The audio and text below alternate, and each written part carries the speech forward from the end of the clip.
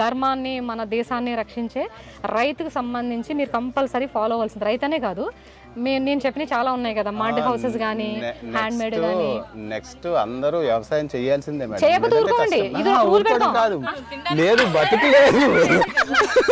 నిజమే, వ్యవసాయం చేయకపోతే చచ్చిపోతారు. అవును, ఇది కరెక్ట్. కంపల్సరీ ఆవుల్ని పెంచాలి, వ్యవసాయం చేయాలి, ప్రతి వారు చేయాల్సిందే. లేదంటే కష్టం అవుతుంది. ఎందుకంటే ఎక్కడున్నా చేయాలి. అమెరికాలో ఉన్నా, ఆస్ట్రేలియాలో అక్కడైనా చేసుకోవచ్చు, అక్కడైనా చేసేయచ్చు.